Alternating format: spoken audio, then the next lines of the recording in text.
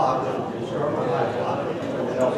So, would we all please stand and place the flag for the pledge of allegiance? Please remain standing a minute for silence for our people in uniform. I pledge Allegiance to the flag of the United States of America and to the republic for which it stands, one nation, under God, indivisible, with liberty and justice for all.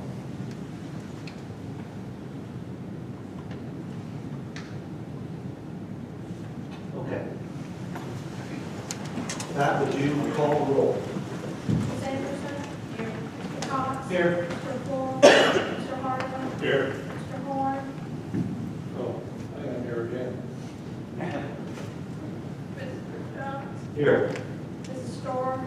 Mr. Chairman, we have 6 board members present, therefore there is a quorum. Okay. I would like to make a motion, or have somebody make a motion to approve the minutes of the prior board meeting from August 24th. I make the motion to approve. Second. All in favor? Aye. Opposed? Okay. Mayor Foster, you're higher on our list. All right. I'll be brief, I promise. I know you got a lot going on today. I just wanted to mention 2 things briefly. One, you may or may not have heard, but the state tourism department recently announced that Cumberland County moved up a spot ratings to 14th in the state from 15th. Considering we're the 22nd largest county by population, we're definitely outdoing our covers there. We have about $200 million in direct spending in our county. The next goal up to move to 13th, I think, was $300 million. So we got a ways to go before we get there. We're definitely doing well. Tourism Fairfield's a great part of that. Tansy and all our other amenities that we have here. The other thing is, if you're out, it's supposed to be nice tomorrow. Is the inaugural First Sergeant Milo Limit Day between the courthouse and the library at the amphitheater. There's a ceremony at noon. Bring your chair to honor our Medal of Honor hero from here at Crossville. He unfortunately passed in the battle, and he was being awarded for. So that will be tomorrow at noon. Love to see y'all come out if you have time tomorrow at noon at amphitheater. And that's all I really have. So if anybody has a question, I'm happy to answer it, or I'll talk to you afterwards. Thanks. Thank you. I'm going to do a couple other introductions here today because I see people here. I'd like all the SMT to stand up, please. All of you. Yes, we'll start with you, Amy, because some people may not know you, or we'll start with you, Bruce, you're up front. Just state your name and the area that you are working with. So, Bruce Evans, Director of the Sewer System for Fairfield Glade. Amy Kay, Director of Finance. Kate Stahl, Chief of Police. Jeff Houston, Director of Golf. Mary Jo Page, Director of Marketing and Events. William Taylor, Director of Racket Sports. Alex Horn, Director of Food and Beverage. Sam Agnew, I'm the Director of Community Engagement. That's why we get Sam the name tag. It's printed upside down. And one other introduction, we have Tim Stadwell, who's our attorney. He's here, so that's the one other person up here at the table you may not know. So with that, I'll do the across the board. The board has sent out a request for proposal, what we call an RFP, to 7 executive search firms to aid in the selection of our new general manager. The firms receiving the RFP had until September 26th to return their intent to bid form, and then by October 10th, they are to submit their RFP responses. Just quickly to add to that, we got 5 intent to bid people back for us. So 5 of the 7 has said they were going to bid on the project. The board will meet on Friday, October 13th in executive session to review the bids and submit questions requiring additional information, with the goal being able to name up to 3 finalists to interview for a final selection. We will have an update on where we are in the selection process at the October board meeting, and we expect the search process to take several months. The 2023 annual meeting was held on Friday, September 15th, 2023 at 10 a.m. at the Center. At the membership meeting, Scott Hartema and Greg Jones were declared duly elected and seated on the Board of Directors, each for a 3-year term. The following were selected as officers to serve a 1-year term. Greg Jones, President; Scott Hartema, Vice President; Bruce Horn, Treasurer; Barbara Storer, Secretary. As was mentioned at the annual meeting, given the extent of current and projected board leadership transitions, it was decided that it is appropriate to transition leadership responsibilities sooner rather than later. I'll be discussing the initial board priorities as an agenda item right after this message is finished. As reported at the annual meeting, the state of our community club is financially strong. We added $350,000 to our operating reserves since the annual membership meeting last year, which now totals $5.85 million, in addition to our $5.4 million line of credit to provide the community club with additional financial resources to prepare us for the anticipated financial challenges that lie ahead. It is no secret that the financial challenges of the Druid Hills project, our new emergency services building, and funding associated with the reserve study will require some level of external financing. On August 22nd, our strategic planning consultants, Private Club Associates, facilitated a work session with the Board of Directors and Strategic Planning Committee. The results are first, an understanding of what Fairfield Glade's true business is, and second, revisions to our vision, mission, and brand position statements. The new language is based upon what we learned from the strategic planning member survey, discussion groups, and stakeholder interviews. The results of the research conducted by PCA and the Strategic Planning Committee will be presented to the board and all members. PCA's survey report has already been posted on the Fairfield Glade website. Next to be disseminated will be the revised business definition, vision, mission, and brand positions statements which would describe what Fairfield Glade could be in 5 to 10 years. PCA and the committee are working on the SWOT, that's the strengths, weaknesses, opportunities, threats analysis, and we anticipate completion in early October. The next work session with the Strategic Planning Committee is scheduled for October 4th to draft the strategic plan goals for Fairfield Glade. The final step will be to define the strategies and tactics to achieve our vision. After all is approved, the plan will be presented to the membership at a town meeting in early December. Members who would like to share comments regarding the strategic planning initiative can reach out by sending email messages to the team at strategicplanning@fairfieldglade.cc. Information concerning the strategic planning team is also available on the community club website.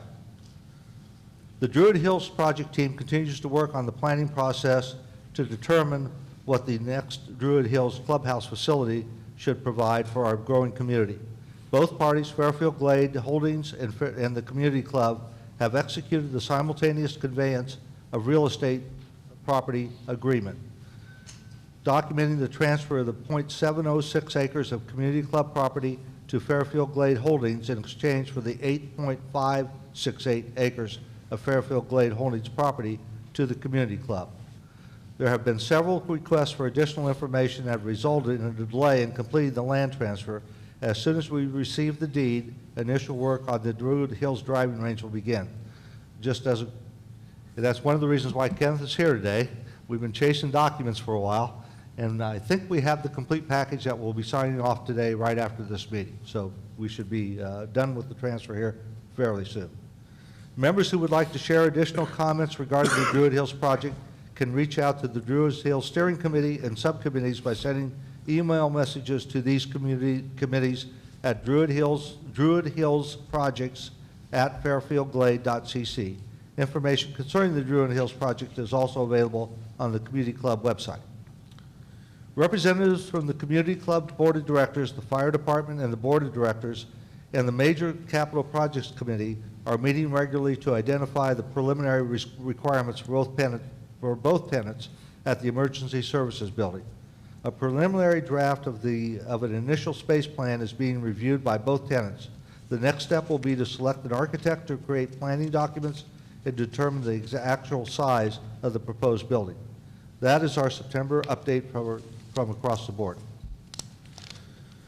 The next thing that I want to go into here is we're setting some priorities and some actions that we've taken place.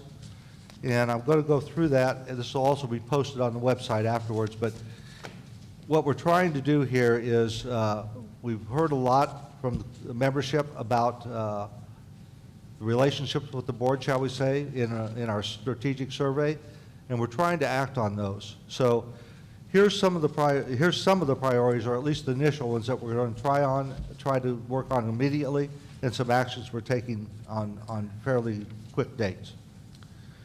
The first priority is to define the roles of members, the board, the general manager, senior management team, and committees in governance and decision-making. 2, implement a communication process that answers members, employees, and others' questions in a timely manner and shows that their comments, questions, and ideas are valued and they are respected. 3, transform board agendas and meetings to be more transparent and interactive with attendees. Top areas that are typically a part of executive sessions agendas are approval of executive committee session minutes, pending legal actions and updates, board level reviews related to personnel actions or priority recruiting updates, member initiated issue responses requiring a personal response, topics that are exploratory in nature, items that are subject to negotiations, preliminary budget process proposals and revisions, including draft message reviews and revisions, strategic planning process updates, and the interim general manager transition items, including possible personnel actions. And we just added one yesterday that we had not really thought about because it hadn't come up, but audit type of activities until those are made public. Number 4, create a culture with a sense of urgency throughout Fairfield Glade to take action after doing the right amount of analysis. Some would call this a bias for action. Keeping those in mind, these are the actions that we're going to be taking now to begin acting on these priorities. Number 1, operational departments currently reporting to board members will report to the interim general manager on these effective dates. Information technology, as of today. Finance, December 14th, 2023, which is after the board approves the 2024 budget. Bobby Jones Links, food and beverage, to be determined. That will be happening when the new general manager is hired. Starting with the October board meeting, the same package of operational financial reports given to the board will be available to the membership. And we went through the reports that will be included in that. They'll be posted just when we post all the other normal things, but you'll see a difference in terms of what the reporting is. We will make available to membership the budget presentation at least 1 week prior to the November 16th budget meeting. This will allow members to formulate their questions. Members will be encouraged to send in their questions prior to November 16th, and we'll set up an email for you to be able to do that.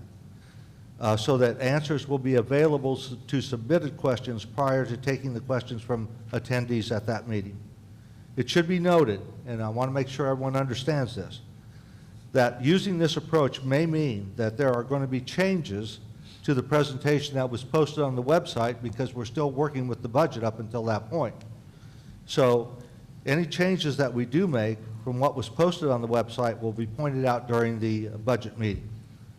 The there's a draft document that we're working on entitled Governance Roles and Responsibilities. And the intention is after the board has finished its deliberation on that document, we're going to post that on the member website, and what we want is we want members to weigh in on what the governance looks like. It's going to be a document that, well, I had it here somewhere. It's a document that's a grid that basically outlines a number of processes that we have and will show the role of the board, the SMTs and the general manager, our committee structure, and members. So that'll be of interest, I think, to everyone.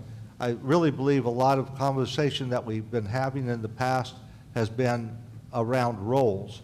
even though it looks like it's a topic, we need to define what those roles are so people know where they are in the process.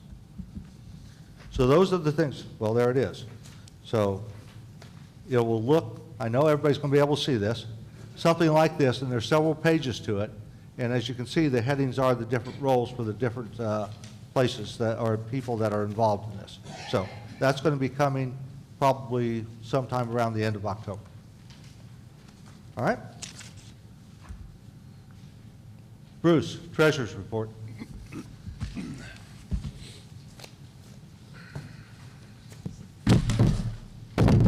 Good morning. Glad to see you all came out in the rain, all your happy smiling faces. Just as a quick intro to the Treasurer's Report, and it's add-on to what Greg said. We're in the process of setting up the mailboxes for the reports that are going to be out there, the material that you're going to receive or be seeing at the website. The first one that's going to go up will be the treasurers, because following this, probably by the end of the day, we will have a separate mailbox that I will be monitoring. So any questions about the finances and the reports that you see, send them to that mailbox or my board mailbox, and somebody will respond. Now, whether it's a hi, thank you for your response, or a detailed response, depends on who needs to respond to that information. The information is going to come to that mailbox. I'll monitor it. We'll find an answer. We'll get the responsible source available to respond to that issue in your question. The others will come along, but we've got the domain set up so you can respond and ask questions. So we want to make sure that, and if you don't get it, don't see the link, let me know to my email address that's in this report, and I'll see to it that you get it. And with that, let me start the fun bits of the numbers. So we finished the first 8 months, in a really good position, financial position.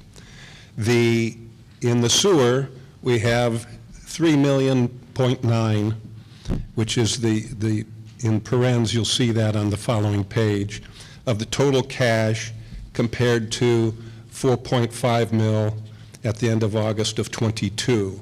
Now, that is a negative variation of almost 700,000.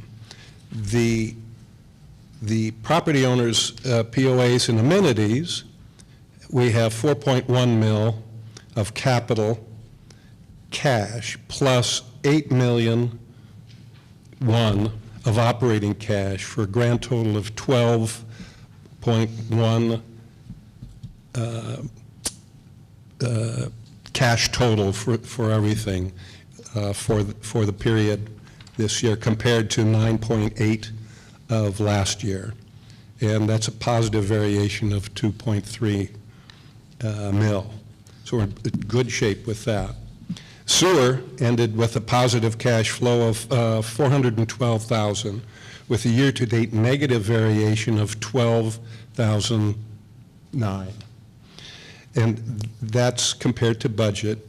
And it was unfavorable primarily of 25,000, primarily as mentioned in previous reports that the other Bruce, that's why we're doing this all in Bruce's, sewer, treasurer, just so that I don't have to forget who's doing what. Okay?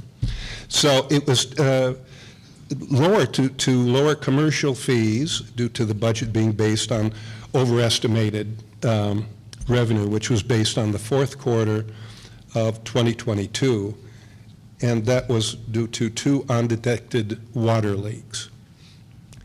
Tap fees started the year less than budget due to slower home starts than predicted, and that was given in Sam's report, but is caught up with a little favorable variance of 6,000.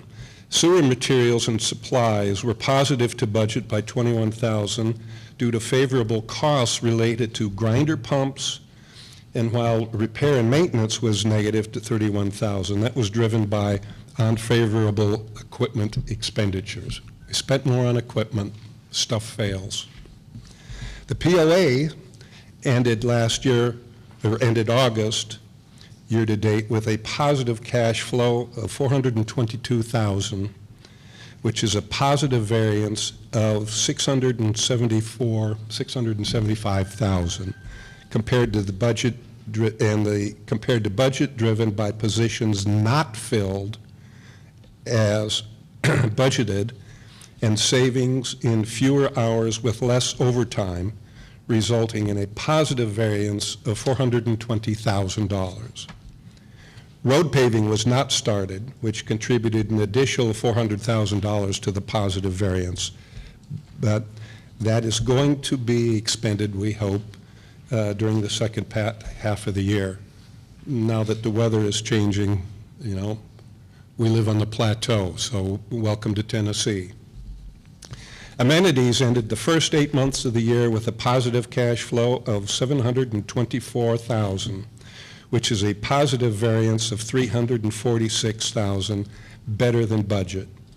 Food and beverage had a positive variance to budget of $269,000 through August, while golf was positive to $89,000, driven by 8,900 rounds favorable to budget.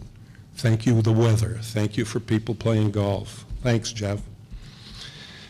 Overall, P&A amenities ended the first 8 months of the year with a positive cash flow of $1.1 million, which is $1.02 better than budget.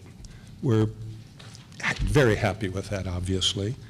At the bottom of the page, you'll see on the first page of this, is my board address if you have additional questions.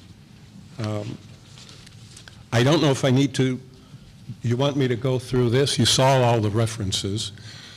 Before I take too many questions, one of the things I want to follow up on is as an addition to what Greg said, we are committed to making sure that you are and the community is as informed as possible in advance, as quickly as possible before these meetings. I can't give you a specific number of days before you'll see a thing, but that depends on, as we conclude a piece of business for the budget and other things, it will be out there for you to see and have, we hope, ample time to raise questions in writing. That stuff will be saved so that it's a reference, it's a knowledge base for us going forward. This is a continuing effort. And along those same lines, I want to acknowledge that this transition period, we're very, very lucky because not everybody is rolling off at once and we have this institutional knowledge that's lost. We have Ken and Bruce who are here to help us through this transitional period. So we're working together as a team, and with the team, with the senior management team helping us all get through this stuff, because this is a community. We're all invested in this thing, and we're trying to make this as open and communicating as best possible. So with that, I'll take questions and hand it off to the knowledgeable people. Nico. Am I supposed to go there? Sure, come on up. I'll go sit down.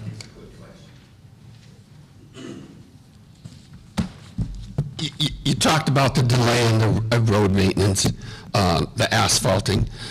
We've had a lot of problems with the county coming out here and doing the paving that they were supposed to do each year. So can you give us an update on, do you have a better relationship now with the highway department? And how much road paving are we behind, and what are our future plans for additional road paving? Sam, you're the guy with the good badge. Say again? You're the guy with the good badge. I am. Help me. I'd like to clarify something that Nico said. The county does not do paving. The county does chip and seal resurfacing. Paving is performed by a contractor hired by Fairfield Glade Community Club. So to answer your question, I have money in the budget for 2023 for road paving. They came out here and they partially paved Lakeview under Bruce's contract to put in the extension. That is not complete. They have to do a top layer. We call every week to see where they are. They have now told me that it's going to be the middle to the end of October before they get here. Okay, this is paving that I'm speaking of. I'm prepared to address the board in October to see if they cannot make it, will we roll that money over to next year? The board is finding out about this the same time as you are, by the way. Now, as far as chip and seal goes, the county is responsible for chip and seal. The county has not contacted us about when they're going to start chip and seal. It has been raised above my level to work within the county and put pressure on them to get the chip and seal done. County commissioners, government relations committee, people are putting the best pressure that they can on the county road superintendent to be out here. My roads manager calls every week to try and get an update, and every week I put out to the board or the general manager where we are with that. And where we are with that is I don't have an answer. So I hope that answers your question. One quick question, follow-up. How much money do we get from the county for our roads, and how much does the community club spend on a yearly basis? Well, that's an intricate question. We get no money for them for paving, okay? What we do get is my staff maintains the roads for the most part. We fill potholes, we replace culverts, we do things of this nature. If something is beyond the capability of my staff due to the integrity or in some cases in these culverts due to the depth or washouts like we had last year, that we have gotten help from the county in replacing that. Additionally, we get what I'll refer to as in-kind help. In other words, they may give us $4,000, $5,000, $7,000 worth of culverts, worth of material, things of this nature. And then my staff uses those materials to do the repairs. Does that answer your question? So how much does the community club spend on a yearly basis for road work or anything? Well, I'd have to do some research on that probably because we have a roads department that does everything. So I would have to do some research and find out, okay, how much did we spend on, say, pothole materials? Then I have to look at labor, which is probably a null because they're here anyway. But I'd have to do some research on that. Okay, and I'm sure that'll be added to my. It's your checklist, no problem. Yeah. So it'll be documented, and I'll see what I can find out on that. Okay. Our intentions with those, just so we're clear about it, is if we get a question like that, we don't know the answer, we'll try to research it and have it at the next public meeting, okay? Because since it was asked in a public forum, we want to answer it that way, as opposed to just doing a personal type of thing. Okay? Okay. And what I won't do is shoot from the hip and give you something and then be drastically off. That's worse. Yes, sir. Hi, Sam. I'm Paul. As long as you're here. Uh-huh. I got a follow-up question. Can you please come up here because Gary, come up to the- because we have to make sure that everybody sitting at home can hear it, Gary. Well, but the people But at we home want it do. for They're a little bit recording. further away. Okay. And I'm sure this problem happens all over, but this is the first time I've ever seen it. I have to go on Hawes Circle to get to my house. And right now, we have, at my count, 11 houses that are either under construction or completed on Hawes Circle just in the last year. And as a result of all the traffic, we're getting a lot of potholes. And you know, rather than call you every time or send a request every time, I'm wondering if you can somebody could just drive by occasionally and take a look at the road and fix the potholes, because there are a lot of them. The best way to do it, we have almost 400 miles worth of roads in Fairfield Glade. I have a staff of about 7, okay? When I'm out and about, or other SMTs are out and about, if I see something that affects Bruce, I'll call Bruce and vice versa. The best thing you can do, to be honest, is to email me, and then we'll type up a service request, either myself or Jane Walker, and that's the best way. That way we have documentation, and then they'll put a group together and do it. I'll be glad to send them out to Hall Circle to check. I'll sit down and text as soon as I get off of here. Now, the roads do take a beating during construction when there's a lot, and as you know, or you may not know, Bruce pulls sewer service through a road, and then all of a sudden construction begins in earnest.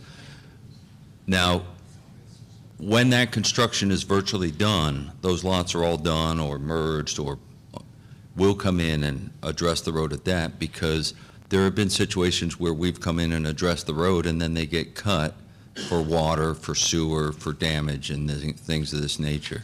And so we'll keep an eye on Hall Circle, and Jane, again, does that and keeps track of where they are in that situation. But if it needs attention faster than please, by all means, email me and get hold of me, and I'll get back to you, and I'll forward it to the proper people to get it done. Okay? Is there anything else? Thank you. Okay. Interim General Manager's report. Bill? Good morning. Thank you for joining us today. I would like to show my appreciation for your senior management team for the budget process, the work that they have put in. It has been a very collaborative process. They have been not just looking at their department, they've been looking at Fairfield Glade Community Club as a whole and what is in the best interest of the club. And I greatly appreciate all their work on that. I would also like to recognize the rest of your team, the other employees. I had the privilege of playing in the employee golf outing, and I played with 4 other gentlemen. We had a fivesome, and I got to know some people that I had not met before. Before that, I got to have lunch and meet several others. And the HR department, they actually cooked the lunch, they organized the event, and the golf staff at Dorchester just did a fantastic job. So I have great appreciation for the entire team, for your entire team, and I really appreciate all of them. Okay. Barb is not here to give the resort report, but if you take a look in your package, there's a report on the last page, I believe it is, yeah, that goes through the statistics that she typically will go through. And rather than me trying to explain all that, it's probably better if you take a look at it. If you got questions, of course, we'll answer them. But that'll be the resort report for this month. Sam, Architectural Control Committee report.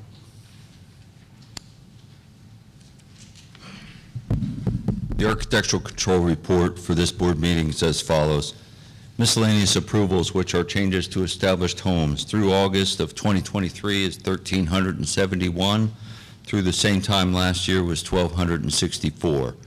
New homes approved, including manufacturer's home, through the end of August is 74, and through the same time last year is 90. I started to say 90, military, sorry. New homes completed, including manufactured homes, is 84, and through the same time last year was 81.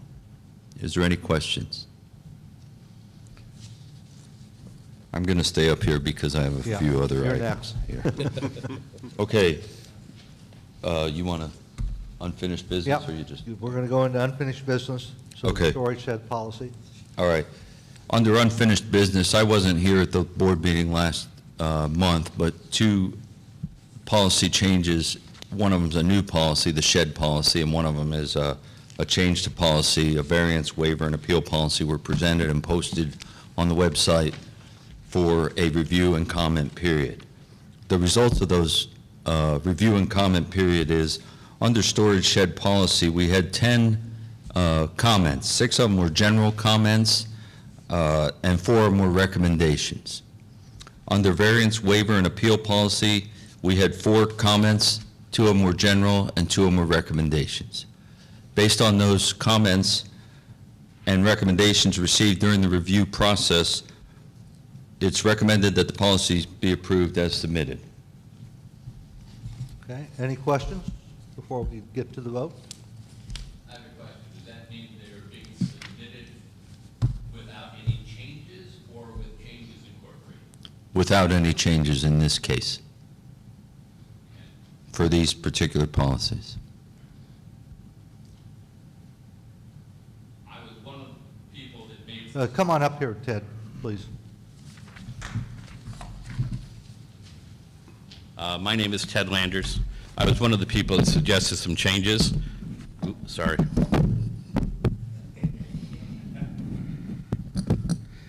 One of them that I thought was important was that it states that if there's an if there is an appeal to the board, that they have to notify in writing Sam's position a certain number of days in advance, and then it doesn't state in there that he will provide them with a date, time, or place of such a meeting that appeal would take place, which I think ought to be stated in the thing. The other, in the policy. The other thing was that when you do an appeal to the ACC board, it doesn't state that you need to do it in writing, which you should be consistent. If it's writing to Sam to go to the board, it should be in writing to the ACC committee, and it doesn't state who that appeal needs to go to. And it should be so stated it'd be the ACC chair. So I think that needs to be looked at prior to approval of that policy. Thank you very much. Well, I'll take part of that, and then Sam, I'll probably hand it over to you. We handle appeals the second Wednesday of every month. So there is a scheduled time whenever there's an appeal being made through the ACC, or as far as that goes, any resident. They will get notified to come to the next meeting on the second week or the second Wednesday of that month. We hold those typically in here. We have a public and executive session. The public part of that is when the person making the appeal gets a chance to come up and explain why they feel like the appeal should be granted. It's usually a variance or whatever. And then after that, the board goes into executive session, makes a determination of whether or not the appeal will be granted or not, and then we call people back in and let them know what the end result of that is. Now, the other piece with the ACC and that kind of thing, I think, Sam, you're probably in a better position to answer that part. Okay. An appeal per this policy. An appeal to the Architectural Controls Committee. Any ACC decision may be appealed at their next scheduled meeting. To be placed on the ACC meeting agenda, a request for an appearance before the ACC must be made no later than 7 days prior to the meeting. That's in the policy. Well, is it in writing or just verbal? I mean, normally you said writing to go to the board. Why isn't it writing to go to the committee? Okay. I can add that Yeah, if you want, sure. in writing. Sure. That's fine. Who does that get addressed to then? It should be to the ACC chair. Well, the ACC chair doesn't make the agenda, so it would have to go to my office. Okay. Yeah, Okay. typically, But it should be directed. You need to know who to send it to. typically the Sam's office will act as the administrative arm for that, because the chair people wouldn't get all of that, and they don't control the agenda. So, Well, thank you. I appreciate your consideration of that. Thank you. I don't mind rewriting that if you want. I don't think it needs to be replaced for 30 days. It'll be rewritten as soon as this meeting's over. To be placed on the ACC meeting agenda, a request for an appearance before the ACC must be made in writing no later than 7 days prior to the meeting to the ACO. And I'll clear that with the Architectural Controls Committee Chair. okay? Okay? No problem. Sam? Can Yes, you sir. possibly quickly say what were the comments made back on the shed policy? the shed policy, I sent them to the board, Pat sent them to the board. I didn't print them out. One of them said the sheds need to be bigger. One of them said there should be no sheds in Fairfield Glade. 2 or 3 of them wanted to know if the shed policy changed, would they be quote-unquote grandfathered in? One of them said the policy is fine as written, and I appreciate you looking at it. So they were high-level comments. Okay. Any other questions? All right. I'd look to get a motion to approve the policy with the amendment that we just talked about. I'll make the motion. Second? I'll second. Any further discussion from the board? All those in favor say aye. Aye. Opposed? Okay. And I'll have that to Pat for posting within Yeah. an hour. And since you're on a roll, don't go sit down. Oh, that's right, I forgot. I'm sorry. We get you into new business So now as we well. roll into new business. Pardon? You need to do the variance policy. Oh, right. Oh, the I'm var- sorry, yeah, the variance policy, I'm sorry. Thank you. I'm a rookie at this, so it's good that people point out the places where I need to go back to. All right, the variance waiver and appeals policy. Any questions or concerns about that from the attendees? If not, then I'd entertain a motion to approve that policy as written. I make the motion to Second. accept the policy as written. I'll second. Okay? Any further discussion from the board? All those in favor? Aye. Opposed? All right. Thank you, Ken, keeping me honest. All right, new business. All right, we're going to roll into new business now. The Architectural Controls Committee is submitting for posting for review the following 3 requirements. And those requirements are the new home requirements, the exterior change and modification requirements, and the manufactured home requirements. Those have been reviewed by the Architectural Controls Committee, including a subcommittee, and they're submitted to the board for posting for review by the membership and comments. So at the next meeting, if this is posted, then at the next meeting, I'll have those comments, okay? All Is right, there any so questions on those? You'll find those riveting reading. I find those riveting. Okay.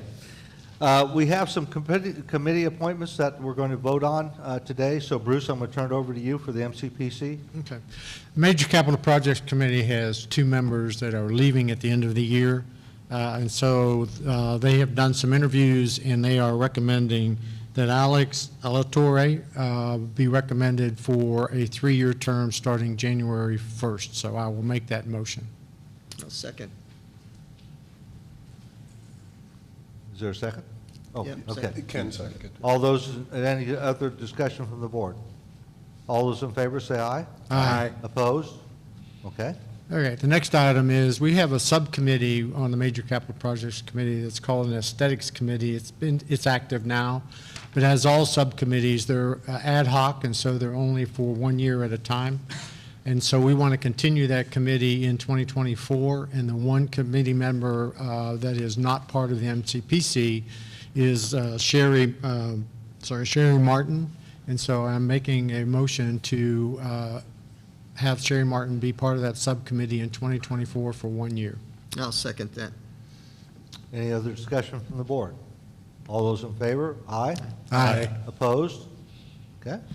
One last thing is periodically when we have particular projects, we will find residents who raise their hand and say, look, I know a lot about that. I'm a subject expert, and we will use them as consultants versus putting them actually on the committee.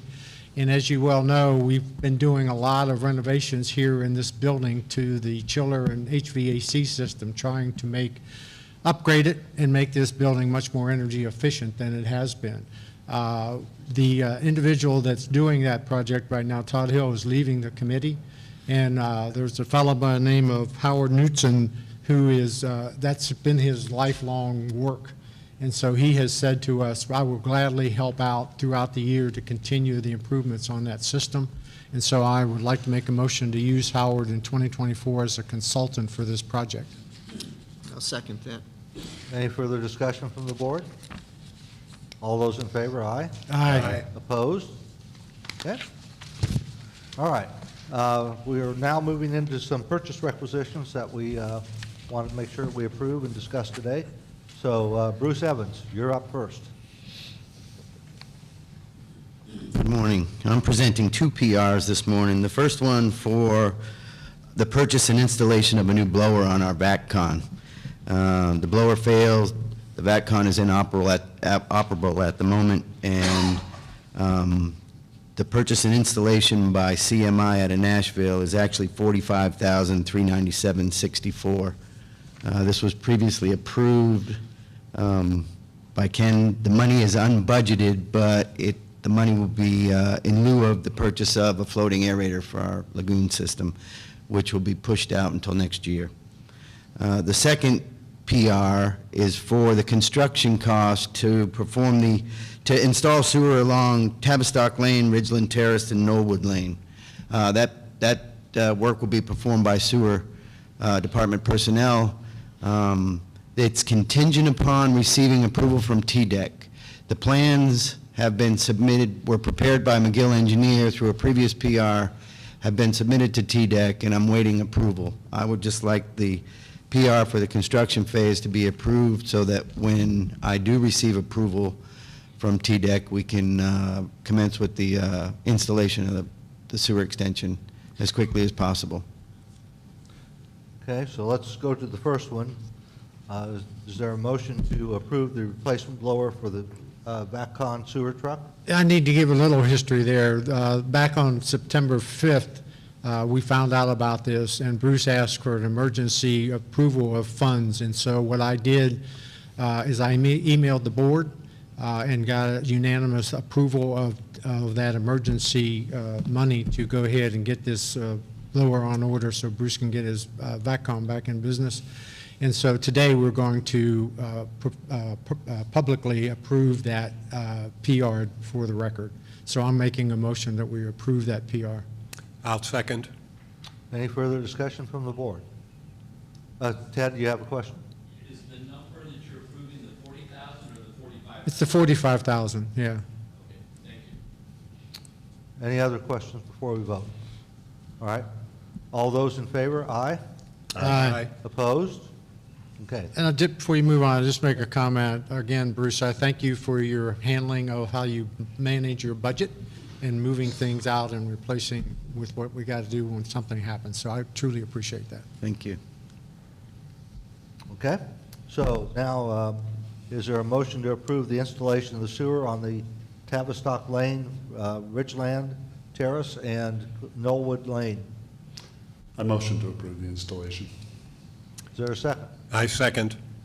Any questions or to follow further discussion from the board? If not, then all those in favor? Aye. Opposed? Okay. Once again, that's contingent upon receiving Yeah. approval from TDEC. Thank you. Sam?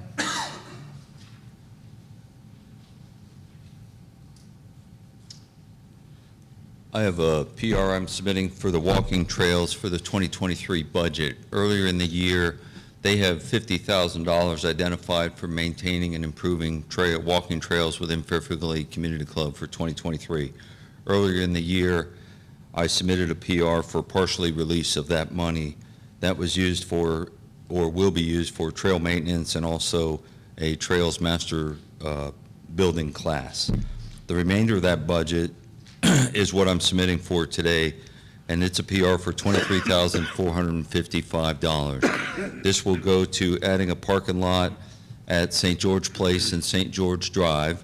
This will go to purchasing what's called grass pavers. There's a muddy section on Rotherham that they've found a contractor that uses this throughout the country, and it improves greatly the path. They're going to purchase some kiosks that are at every trailhead. One of them needs to be replaced, and one of them's going in at the new parking lot that we talked about. Additionally, we're going to move one small section of paved trail on Cadusa from one side of the road to the other side of the road. It's affecting flooding to a homeowner's property. And that's what I have for Is there 23,000. any questions? Okay, from the board, is there someone who makes a motion, please? I motion we approve the walking trails PR. Is there a second? Second. Any further discussion from the board? All those in favor, aye? Aye. Opposed? Okay. And Bruce, I'm going to turn this one over to you on the bocce courts. Bruce Cox. We got too many Bruces here. Well, you never can have too many Bruces. That's true. Right, Bruce? Right, Bruce? The whole audience just here, go ahead. Yeah, yes. okay. Okay. Motion we vote on that. I deny the motion. That's right. Let's table that one. A while back, if you'll remember, the board approved $415,000 for the building of 4 bocce courts in Robin Hood Park.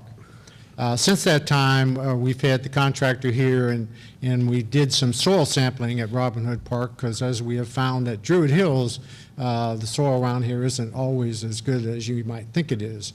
And so in this $415,000, we had enough funds for removal of 12 inches of unsuitable soil and then bringing in 12 inches of good earth. What we have found through the sampling we did was that we're going to really need to remove 24 inches of soil and bring in 24 inches of good soil. And so we will dramatically overspend that $415,000. So yesterday's board meeting executive session, I've talked with my MCPC folks, and we were recommended to the board that in lieu of building 4 bocce courts, we will build 2 bocce courts. That is what the bocce club uses, is 2, and so we will satisfy the bocce club itself, plus obviously will be available for people when the bocce court club isn't using it. So I recommended to the board yesterday that we only build 2, and we're estimating the cost of that is $275,000. So I am going to make a motion that we alter the PR and approve $275,000 for the building of 2 bocce courts at Robin Hood Park. Hold on, we got a motion, we need to get a second first. Is there a second. Okay. Nico, up here. You need your exercise too. Are you saying I'm fat? Could you clear up some confusion? So is the 415,000 PR thrown out? Yes. And then what about the sidewalks that were part of that? I'm sorry, Nico, it does include the sidewalks. The 275? Yes. And the 415 is thrown out? Yes. Okay, thank you. Any other questions? Okay. If not, all those in favor? Aye. Aye. Opposed? Okay. Phil Birdsong, Fairfield Glade Resident Services.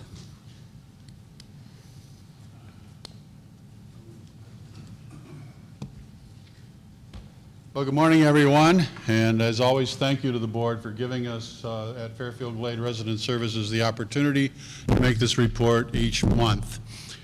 This morning I want to talk very briefly about a program that we facilitate here in Fairfield Glade for our residents.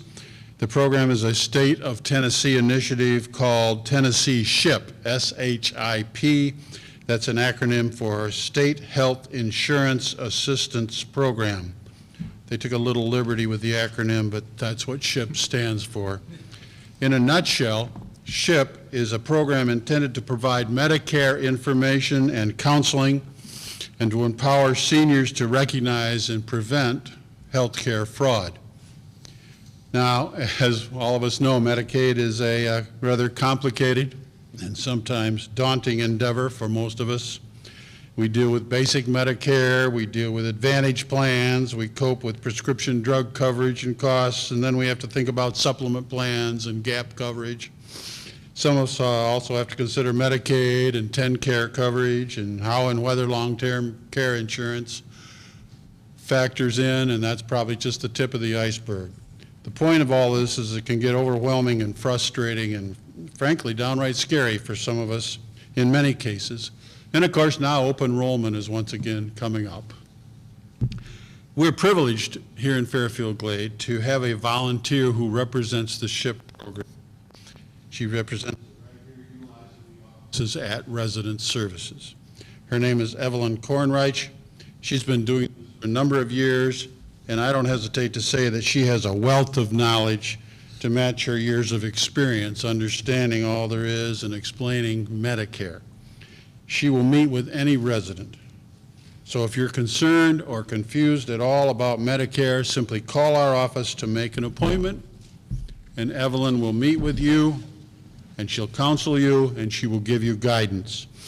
Phone number is 456-7272. 456-7272. One other brief point. We're really pleased to report that the annual Christ Lutheran Church golf tournament was a couple of weekends ago and was a huge success. As I've mentioned before, Fairfield Glade Resident Services is a main beneficiary of this fundraiser. And I just want to publicly thank those who participated and golfed, and also all the volunteers who helped out, and of course especially the Lutheran Church for sponsoring this event. We always are looking for volunteers for, as you know by now, we have a lot of programs. That means we use a lot of volunteers. It's a very gratifying experience almost always. And so once again, give us a call, 456-7272. Thank you. Thanks, Phil. Thanks, Phil. And, well, got a question, Ted?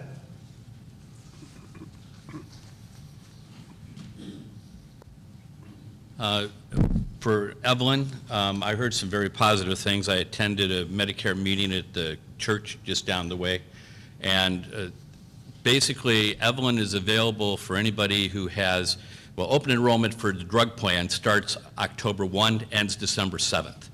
If you get a list of your medications, Evelyn can run it against all of the available options that we have for Medicare D, and she can tell you which plan would be the most beneficial for you in terms of which one covers the medications you take. So I highly recommend that people take advantage of that. So you have October 1 is the beginning date, and then December 7th is the end date to choose for the next year, which is 24. Thank you. Is that your note? Oh, sorry. Thank you. Any other questions, Phil, or comments? Thanks, Phil. Okay, we'll move into comments from the floor. Any residents or members have comments? Come on up.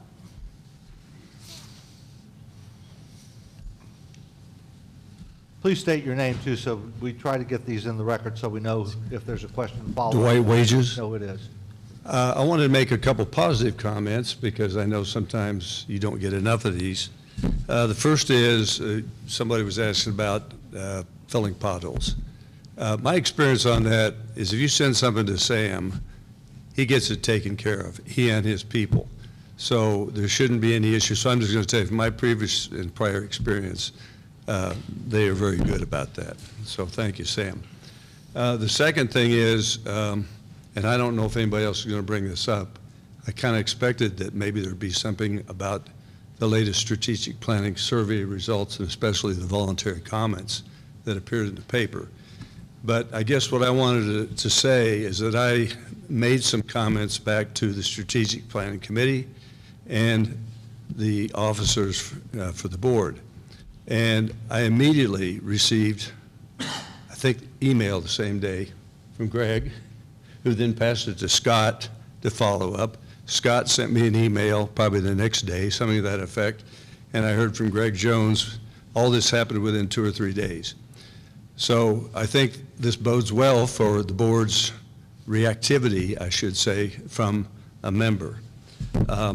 So is the board going to be speaking at some point in time about the results, particularly of the ratings that the board received on the voluntary comment section of the strategic planning survey? Scott, you want to make a few comments, and I will as well. Yeah, we discussed yesterday about the possibility of opening up the comments other than to appointment. Right.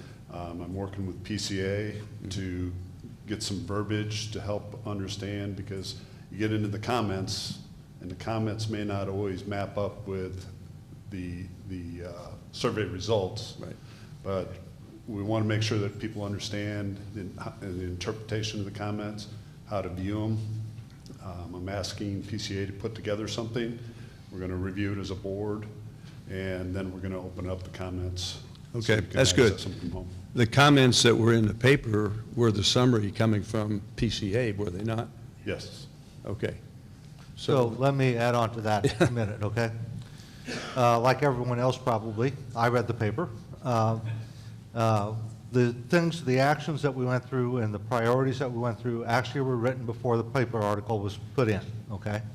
So what I'm a big believer in, for one, is actions speak louder than words. So what we're trying to do is change the playing field, if you will, by setting priorities, telling you what we're trying to do, and then really, the feedback we're going to get from you as residents and members is a lot more important than anything else that's going to come to us. So what we're really trying to do is affect a change, not just talk about it. So I urge you, when you see us not acting on the priorities, or you see us not taking the actions that we said we would take, I encourage you to call us on it, okay? We want to know if we're not meeting what we're saying we're doing. So I believe that the actions will hopefully address a lot of the comments. Rather than spend an hour talking about, well, who said, what said, that kind of thing, I think it's much more beneficial for the community if we take action on what we're seeing. Well, and that's what I'm telling you, is my feedback to you was the immediacy of the response was exemplary and much improved over prior times. And Thank you. That's what we're going to Thank you, continue Dwight. to try to do. Thank you, Dwight. Thank you.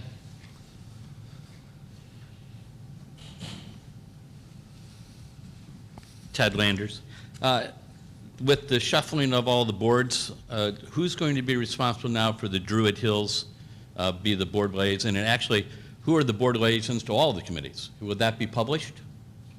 Yes, when will we publish that? Yeah. Yeah, we can publish that. We'll publish it. To answer your specific question, I have the honor of being the Druid Hills Project individual. Well, congratulations. Thank you. Yes, some changes were made. Any other questions, comments? If not, are there any other questions or comments from the board? Mr. Radcliffe, would you go up to the microphone? I have a question for you. A few weeks ago, you wrote a commentary in the Vista concerning comments on the board, and in there you referenced a group called Advocates for Members. I did. And I'm following up on, if you read the Vista this week, there was an email from a member. And so I was going to follow up with that member and ask you, I assume there are multiple members of the Advocate for Members or not? Presently, there are multiple members, multiple meaning two.